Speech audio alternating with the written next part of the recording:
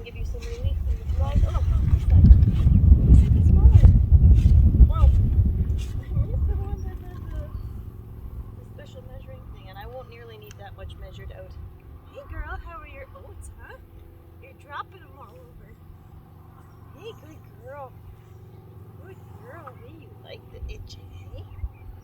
Does it feel good? You get all those spots where the flies have bit you?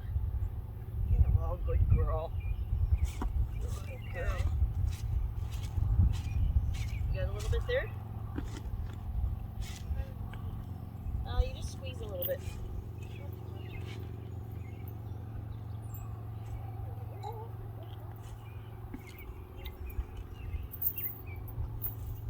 There you go. Smells like love. Come on, girl. It's okay. Here, come check out your oats.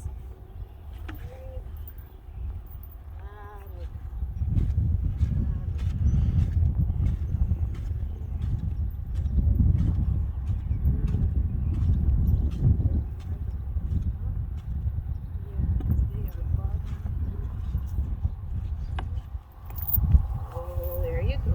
Hey, come on. Oh, do you like the camera? Hey, you want to look at the camera some more? Alright,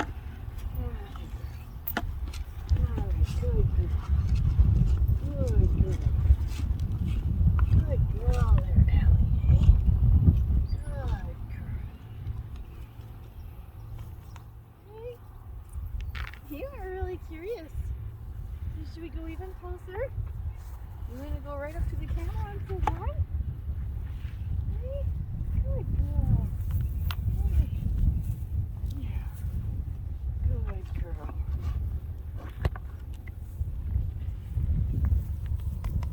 Hey. This is a little bit different, hey? Not quite our normal morning routine. Hey. Yeah, good girl. We got a couple more oats in here, Ellie. You want these oats? Hey, come on, girl. Nope. You know, I've noticed that whenever I'm working with her and she suddenly needs to go to the bathroom, she steps like this far away from me to go, and then she'll come back to the oats if she wants them. Wonder if she just like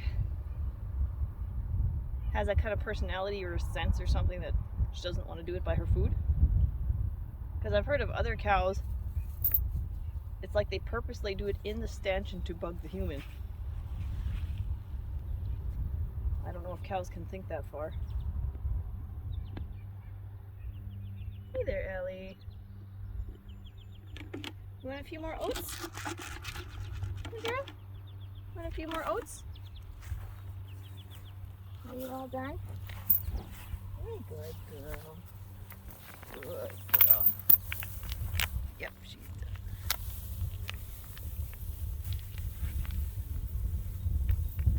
No, one side. No, I got all her legs. I didn't get it on quite as thick as what I did that first leg because you gave me quite a bit in my hand. I guess we hadn't talked about that so much. I just needed a few dribbles for each leg, but... Yes, but you didn't get them. Yeah, I did. Yeah, I reached under from the right side and I got all her legs. I just, like I said, I couldn't get them quite as well. But I did get them. Hey guys, welcome back to Lydia's Plate. It is hot. I think that's kind of been making the news. It's hot even in Canada where most people think it's generally cold. But life goes on. We are definitely praying for rain. The garden is not as big and as lush and as beautiful as it would be if we got all the rain that we needed. So we are praying for rain. And it sounds like that's kind of similar in a lot of parts, not everywhere. But that's our case. But we're doing the best we can and harvesting what we can. It will be what it will be.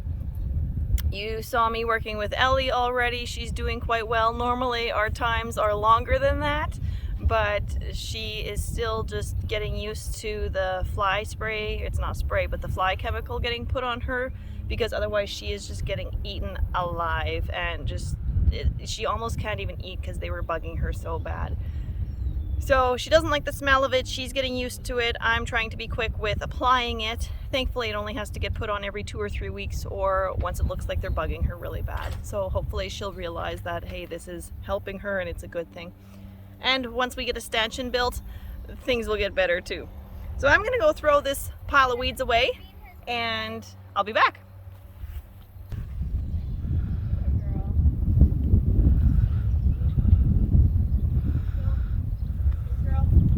As I was saying, we're not getting as much because of not having enough moisture or rain. So the strawberries only yielded about 2 ice cream pails. Other years I've gotten more like 25. So that's been a big bummer. Peas are doing well, but the fence is not nearly filled up. Normally that fence is full. Those peas grow to the top and over the top. But they are yielding decently. I've gotten almost a full large Ziploc bag. The corn looks like it's finally tasseling now and producing some ears, so we'll see what we get. We are just about ready to be harvesting yellow beans. The plums are looking good. The apples are looking good. I've gotten a lot of rhubarb already. I've been pretty busy with that for a while. We've got tomatoes starting, and we finally are having success with a watermelon plant. So it's kind of right behind me there, and our first watermelon is about this big.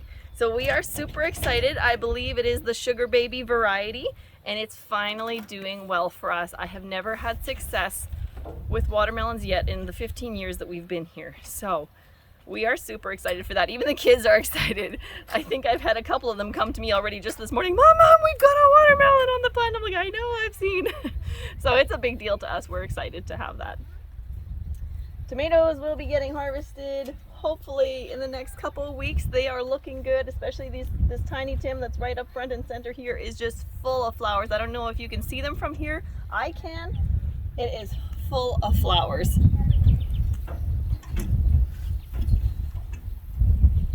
We have dug up 1 plant of potatoes already, and there was like a good ice cream pail full of potatoes, anywhere from this size and smaller. Were they even a little bit bigger, would you say?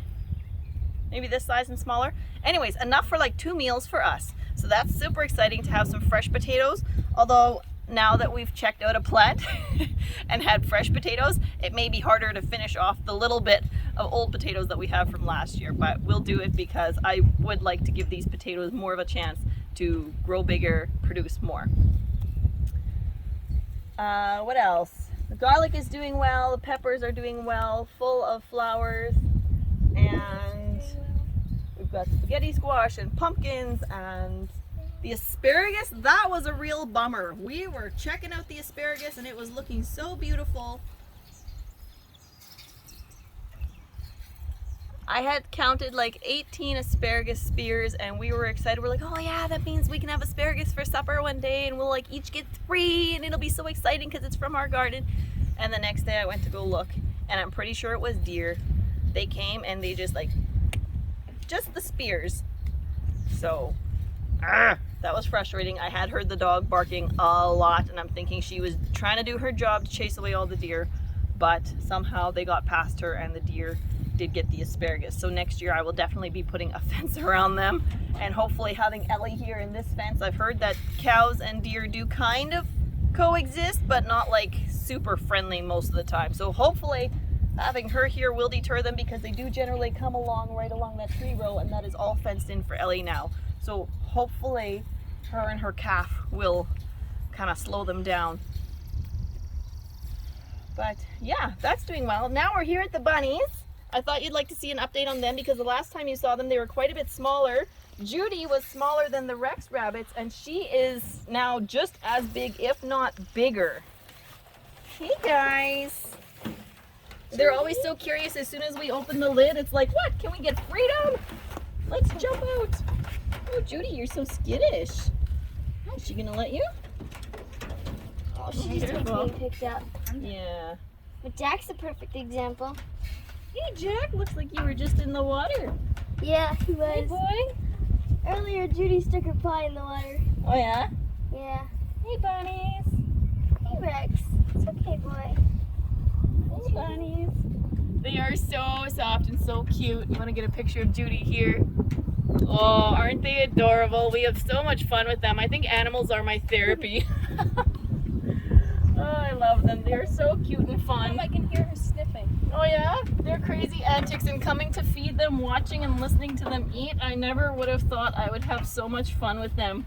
But we are loving them. She's misbehaving a bit. I think sometimes I'm out here more than the kids. Alright, now in the last video I did for you guys, I showed you some fly traps that I was trying out, and they were doing really, really well until the one that I had put out in the wind. That one was doing better than the one in the barn, but with being out in the wind, that plastic bag just couldn't take it. So let's go take a walk over and see what I found that is withstanding the wind better. All right, so I know this is really, really nasty, but this is the first jug that I put out here. This is on our feed bin, and those flies are so thick in there. I tried to shake it up yesterday so that this liquid would get over all the flies and kill them more, and I was thinking that this jug couldn't even hold anymore, but it's clearly holding more because yesterday it was full till here. Now I can see them all the way up till here. So I brought this one over. This one had been out on that hydro pole where I'd hung that other bag, and it looks like it's doing really, really well. I tried shaking it up. I don't remember what the precise instructions are on how to deal with it when it gets full. I know it said something about dumping it out, so I'm gonna have to find that box and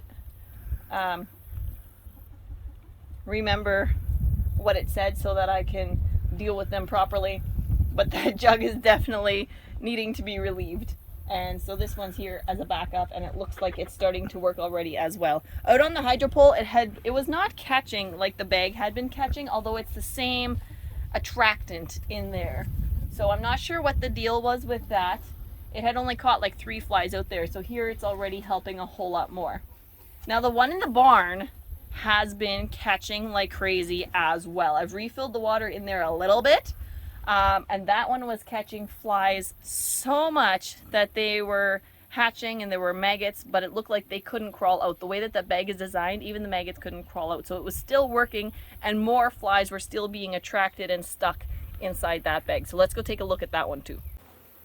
So here is this bag. It looks pretty nasty too. You can see all the flies in there. There are still more. For a while we had worms wiggling all over up in here.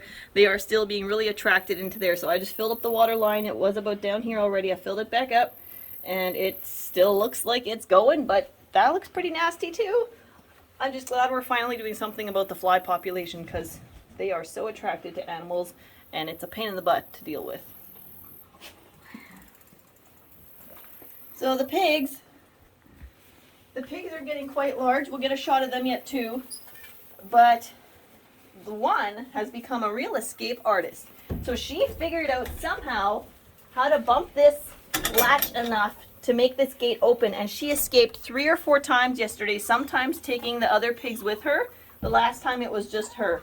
So I have put this chain around here, and it goes around this fence pole through the gate. There is a piece of rebar there holding the gate so that it can't come farther this way. I think what she was doing, I never saw it, so I think also what she was doing was putting her snout down there and possibly bending it that way, but I don't know how she was getting this latch open. Anyways, now no more escaping. That's fixed.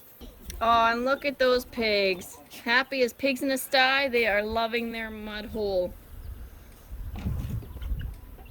He's here. And I don't know if you can see it, but there's even a voluntary pumpkin or squash or zucchini or something growing over there by the fence.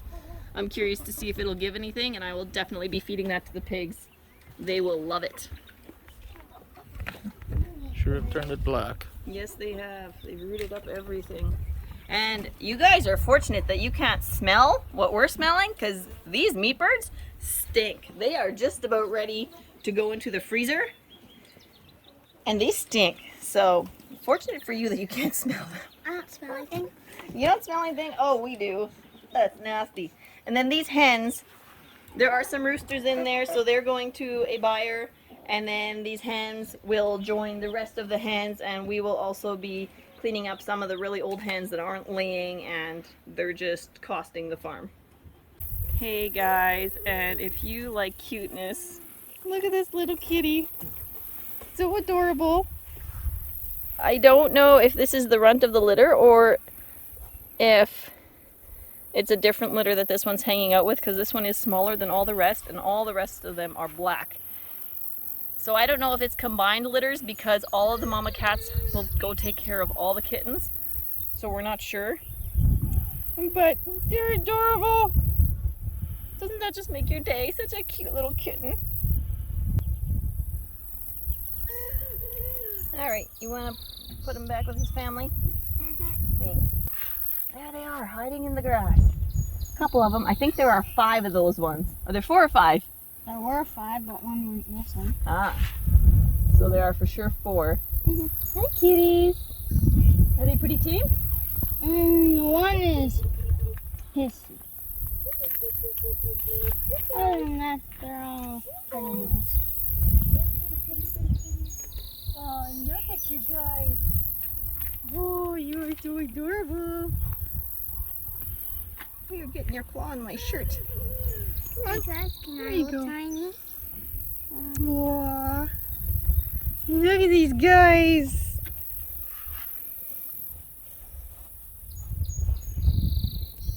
Look at the camera. I could just spend too much time out here with them.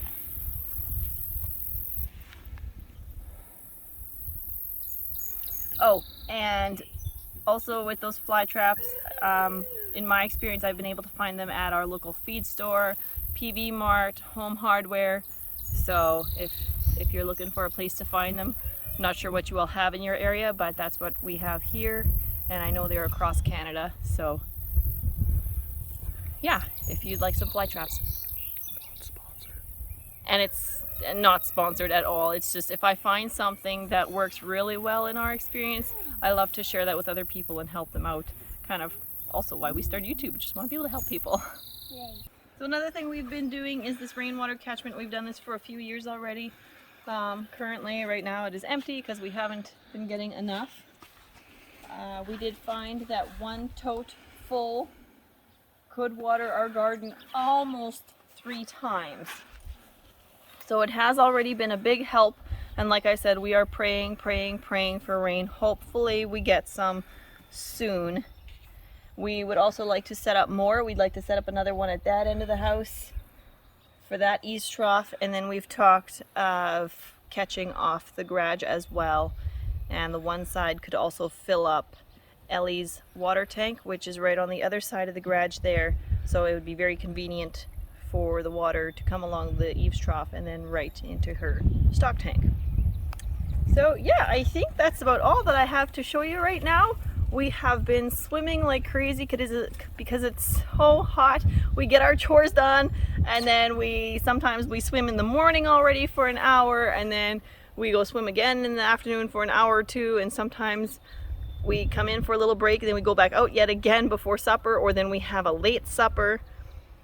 So we have just been swimming like crazy. I've been spending time with my family. I'm sorry if you've been missing YouTube videos. I know I haven't posted any in a few weeks because I have just been spending so much time with my family. After last year, it's kind of really changed my perspective and my priorities, and so I have decided, I wasn't quite sure at the beginning of summer how this was going to go.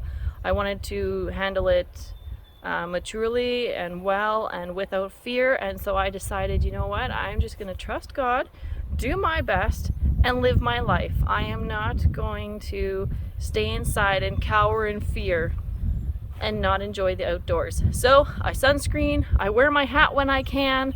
It does sometimes give me headaches. That's why I've never been a big hat person, but I try to wear my sun hat. I wear my sunglasses.